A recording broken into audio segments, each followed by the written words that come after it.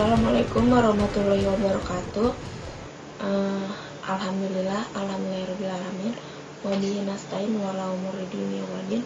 Wassalatu wassalamu ala asrofil anbiya'i wal mursalin wa ala alihi wa sahbihi ajmain, amma ba'du.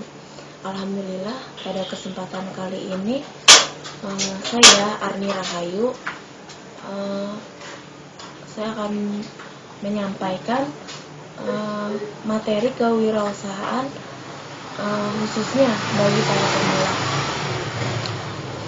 Video ini saya dedikasikan untuk atau sebagai syarat untuk memenuhi tugas akhir, di mana yang sedang saya pendidikan yang sedang saya tempuh di salah satu institut teknologi, yakni IKMI Rizkyana Cikarang, khususnya untuk mata kuliah kewirausahaan.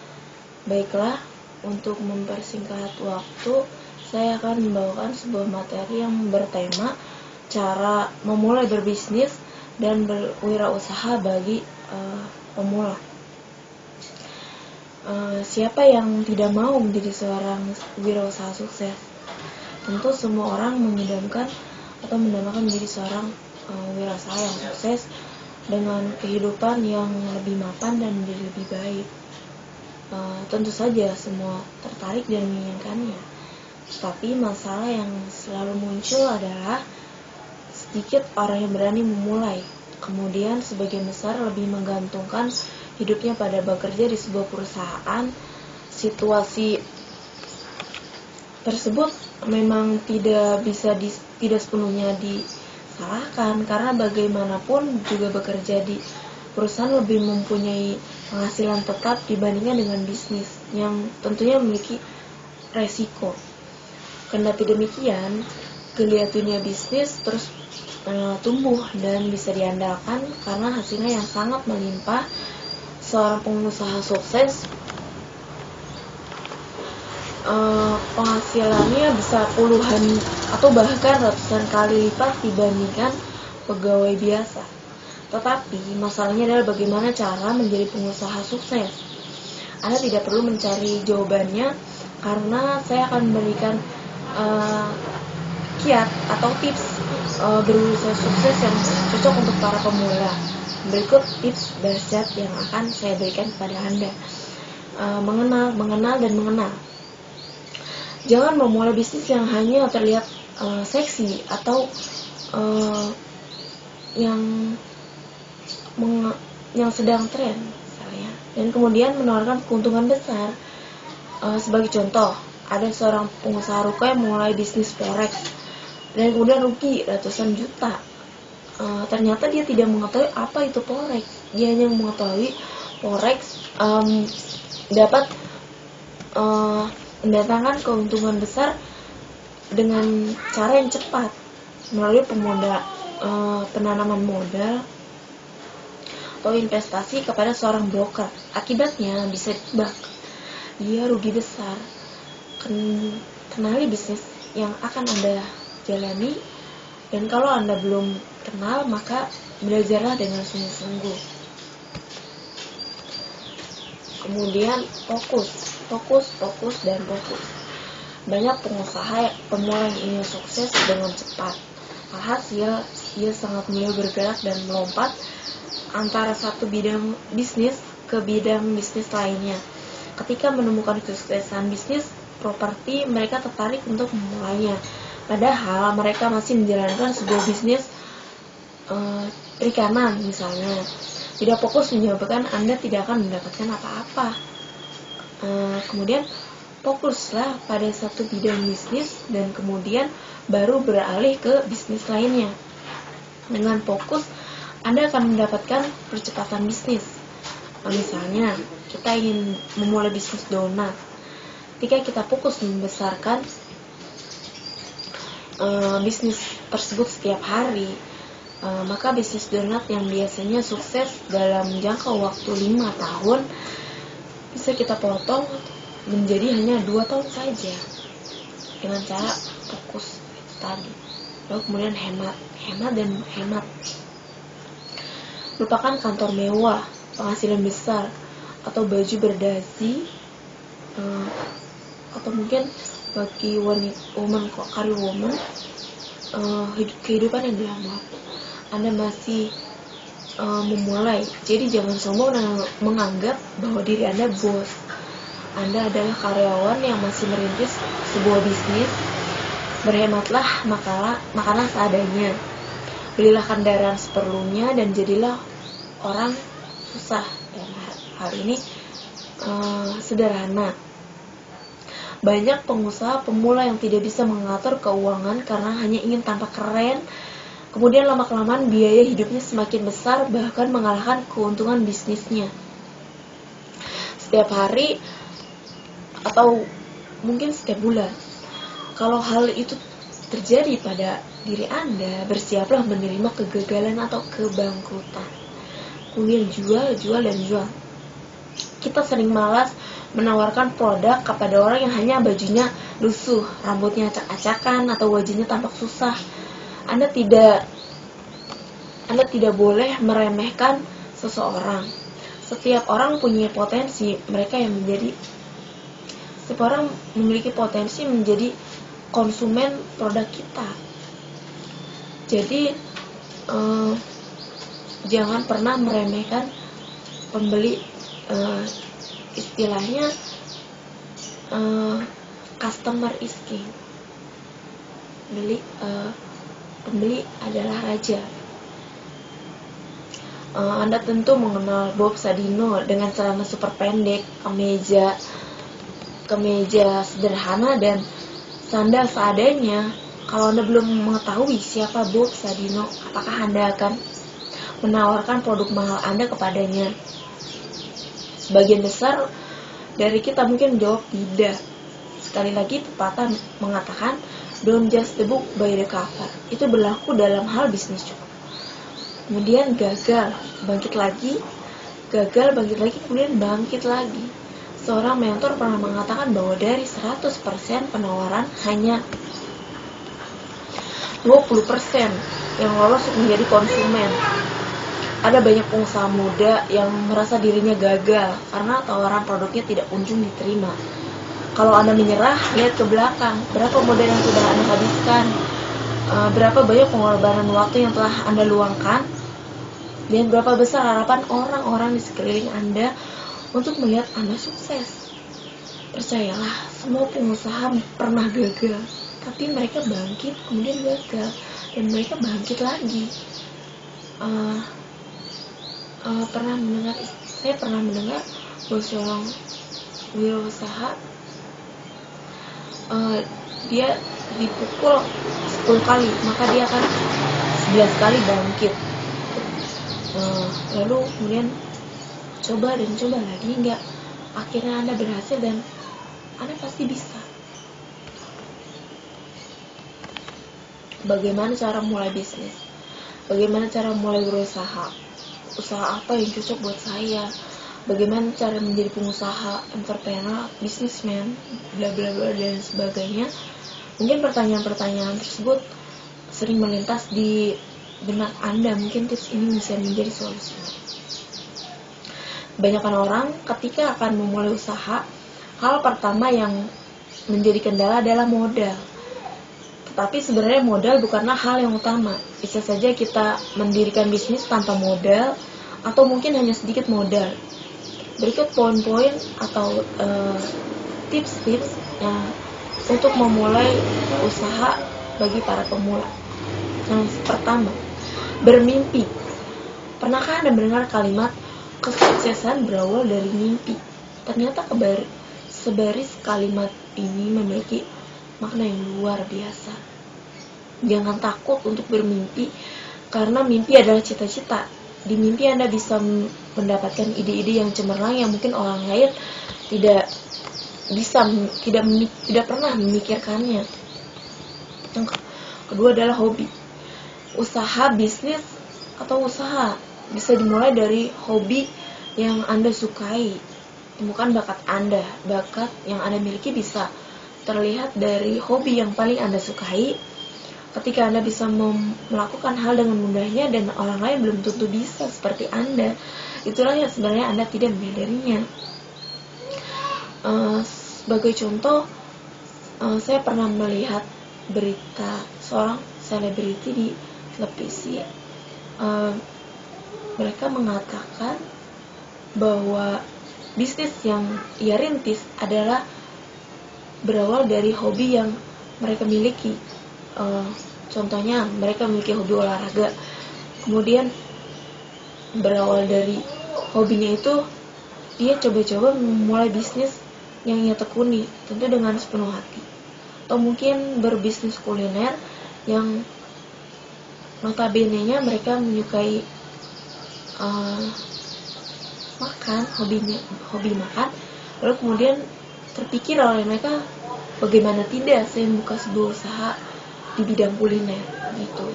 Lalu kemudian yakin, percuma saja jika Anda memiliki sejuta ide dan segudang bakat jika Anda tidak yakin bisa melakukannya.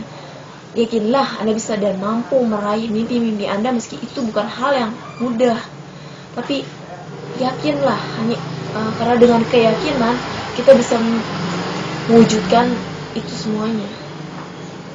Lalu kemudian yang keempat, belajar. Long life education, kata orang barat sana mengatakan seperti itu. Belajarlah dari lahir sampai ke liang kubur.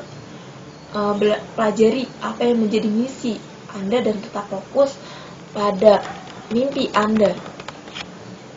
Kemudian cari partner bisnis. Salah satu solusi ketika Anda bermasalah dengan modal, cari 1 atau 2 rekanan sebagai penanam modal dan Anda sebagai pelaku bisnisnya. Kunci dalam bisnis adalah kejujuran dan kepercayaan. Bagaimana mungkin bisnis dapat berjalan dengan baik dan dapat bekerja sama dengan baik? Contohnya, jika tidak ada kepercayaan atau kejujuran satu sama lain. Jadi kuncinya adalah kejujuran dan kepercayaan. Kemudian berani mengambil resiko. Seorang berusaha harus berani mengambil resiko. Semakin tinggi resiko yang ia tanggung, maka semakin besar pula keuntungan yang akan ia dapatkan. Jadi semua usaha, semua pekerjaan pasti mengandung resiko. Bahkan manusia dilahirkan untuk menanggung resiko. Jadi tidak ada alasan bagi Anda untuk tidak berani mengambil resiko berbisnis dan berwirausaha. Kemudian kerja keras. Kesuksesan tidak datang dengan sendirinya tanpa kerja keras dan secara terus menerus. Sebenarnya memulai usaha itu mudah, tetapi yang sulit adalah bagaimana kita bisa mempertahankannya dan membuatnya menjadi lebih baik dan berkembang di kemudian hari. So, bekerja keraslah. Kemudian jaringan atau network. Cari relasi sebanyak-banyaknya untuk pemasaran produk Anda. Lakukan promosi produk Anda. Apa yang menjadi unggulan produk Anda. Dengan begitu jaringan akan terbentuk dengan sendirinya. Barang dan harga boleh sama, tetapi pelayanan harus berbeda. Kemudian siap gagal. Jadikan kegagalan sebagai pengalaman seumur hidup. Jadikan pengalaman sebagai pelajaran yang berharga sehingga kita bisa terus belajar untuk menjadi lebih baik. Ambil pengalaman, ambil sisi positif dari kegagalan tersebut. Jangan pernah ketika Anda gagal, Anda down dan Anda tidak berani lagi untuk berusaha. Jangan pernah lakukan itu. Seorang wirausaha harus siap gagal dan harus siap menanggung resiko. Menjadi entrepreneur di usia muda adalah dambaan sebagian besar orang atau sebagian dari kita. Hanya saja proses untuk mencapai level tersebut tidaklah semudah membalikan telapak tangan. Banyak jalan yang harus kita tempuh untuk dapat meraihnya. Ada banyak faktor yang mesti diperhatikan sejak bagaimana memulai sebuah usaha, bagaimana mengelola, lalu mengembangkannya menjadi bisnis yang produktif dan kompetitif, dan hal-hal penting lainnya. Nah, menurut Scott Gerber dari situs entrepreneur.com, ada 10 hal penting yang mesti diketahui oleh seorang wirausahawan atau entrepreneur yang baru memulai usaha. Apa saja itu? Yang pertama adalah fokus. Seringkali seorang entrepreneur pemula akan tidak sabar untuk mengambil semua peluang bisnis yang ada. Padahal sebagaimana diketahui, peluang selalu tampil serigala berburu domba, serba tidak pasti. Dalam dunia bisnis tidak ada yang tidak pasti, selalu ada sesuatu atau misal goncangan. Kemudian melakukan berbagai jenis usaha pada saat bersamaan bukan hanya membutuhkan banyak sumber daya, melainkan juga akan bagi fokus Anda, sehingga boleh jadi semua yang sudah Anda rintis sebelumnya akan berakhir dengan sejumlah kegagalan. So, fokus terhadap usaha yang akan Anda jalani atau Anda rintis. Sebaiknya lakukan satu hal secara sempurna daripada membuat 10 hal yang tidak berhasil sempurna. Jika Anda merasa perlu untuk meloncat ke proyek lain, sebaiknya itu merupakan bisnis Anda sendiri. Jangan mudah terpengaruh dengan ide bisnis orang lain sebelum Anda benar-benar telah eksis dengan bisnis saat ini. Kemudian, tahu apa yang Anda lakukan dan lakukan apa yang Anda tahu. Jangan memulai bisnis hanya karena kelihatannya keren atau menawarkan margin keuntungan yang besar dan cepat balik modal. Lakukan apa yang Anda cintai bersama orang-orang yang Anda sayangi. Bisnis yang dibangun dengan kekuatan dan bakat yang Anda miliki akan memiliki kesempatan lebih besar untuk sukses. Kemudian, hal ini tidak hanya penting untuk menciptakan bisnis yang menguntungkan dan tetap produktif, tetapi juga penting bahwa Anda senang mengelola dan tumbuh hari demi hari bersama bisnis yang Anda jalani. Jika hati Anda tidak di dalamnya, yakni yakin saja Anda tidak akan pernah berhasil. Jadi hadirkan hati yang senang, hati yang fokus, hati yang penuh kepada bisnis yang sedang Anda jalani atau sedang Anda rintis. Kemudian kuasai 100% konsep bisnis Anda. Kuasailah konsep bisnis Anda. Hal ini sangat penting, terutama jika bisnis Anda membutuhkan bantuan investor atau kerjasama dengan pihak lain. Jika Anda tidak bisa memaparkan bisnis Anda secara gamblang, yakinlah tidak akan ada investor yang tertarik berinvestasi bersama Anda. Scott bilang, say it in 30 seconds or don't say it at all. Jadi katakan semuanya dalam 30 detik atau jangan pernah mengatakan segalanya.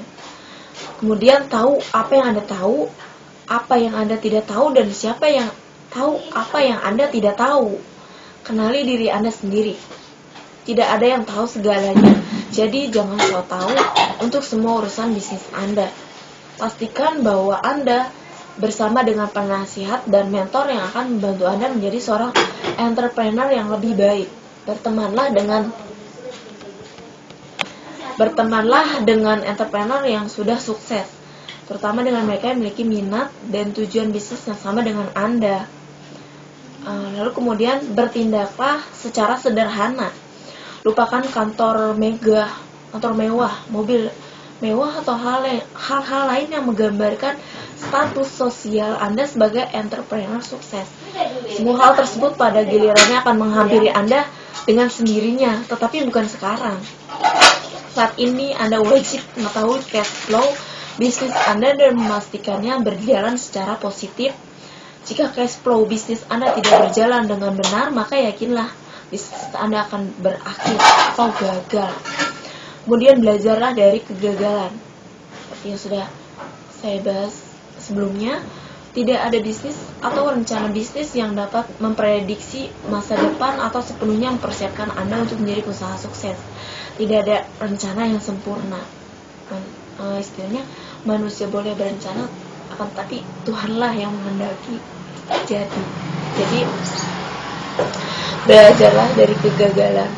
Tentu seorang wirausaha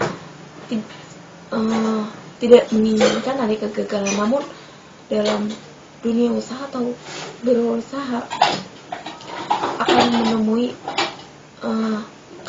yang namanya kegagalan dan berisiko. Jangan melompat langsung ke bisnis baru tanpa pikiran yang matang atau perencanaan yang baik, tapi jangan pula menunggu terlalu lama untuk mengeksekusi sebuah peluang bisnis. Yang paling penting yang dapat Anda lakukan adalah belajar dari kesalahan Anda, dan jangan pernah membuat kesalahan yang sama 2 kali. Ingat pepatah, rubah tidak akan pernah jatuh di lubang yang sama. So, belajar dari kegagalan. Kemudian berhematlah. Ya, ini benar.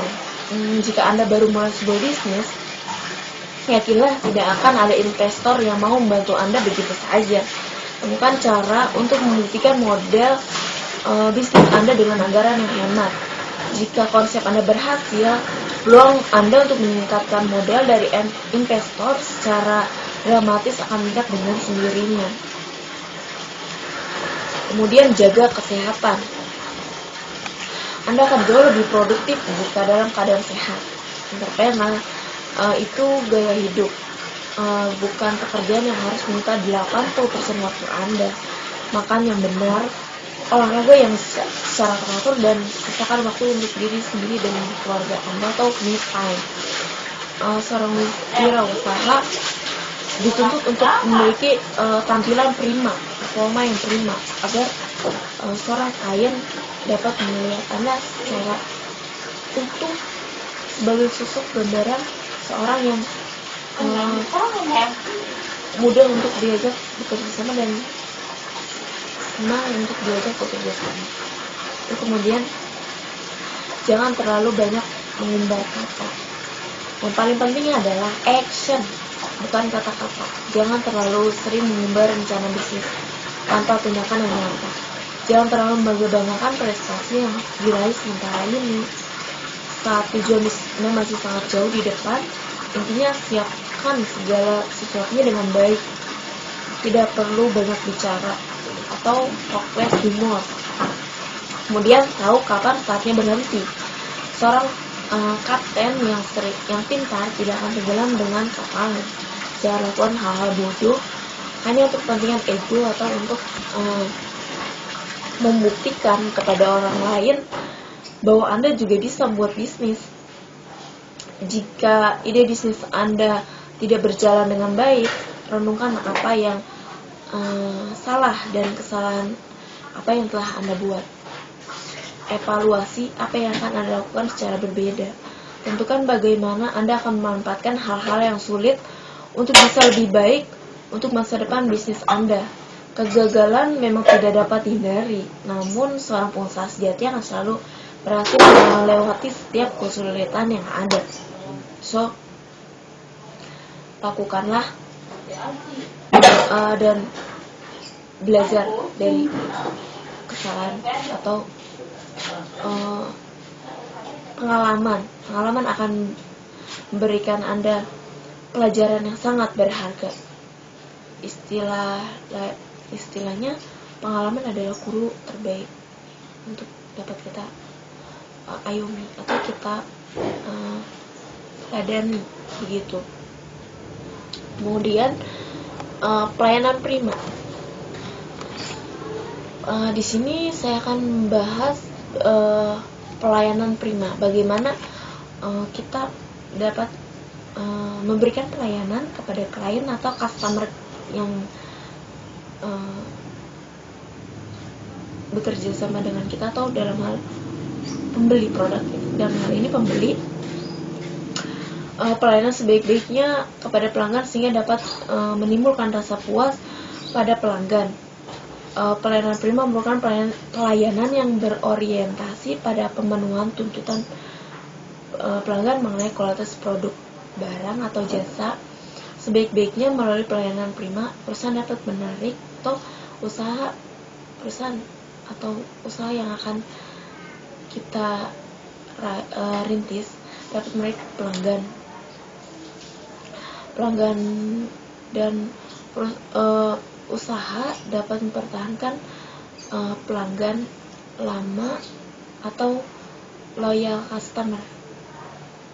Untuk menunjang pelaksanaan pelayanan prima telah dikembangkan konsep Total Quality Management atau TQM, yaitu sistem manajemen yang melibatkan semua manajemen dan pegawai untuk memperbaiki kualitas dan kuantitas proses organisasi agar kebutuhan, keinginan, dan harapan pelanggan dapat terpenuhi.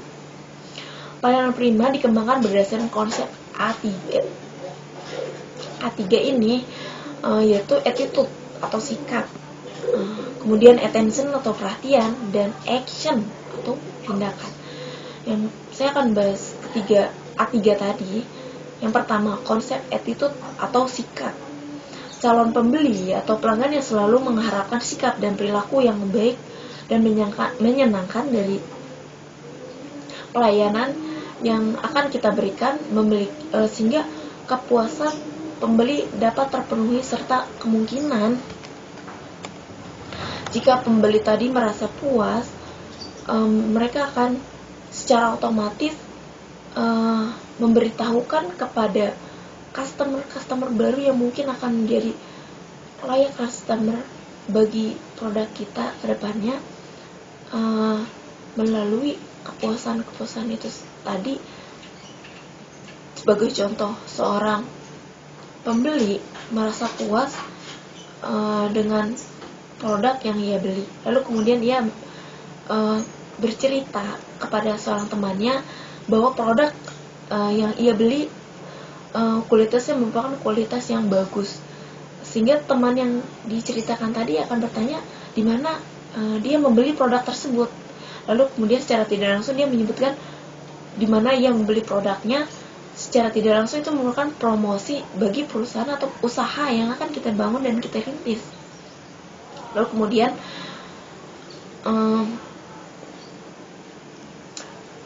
pelayanan berdasarkan attitude atau sikap terdiri dari beberapa bentuk, antara lain seperti berikut ini.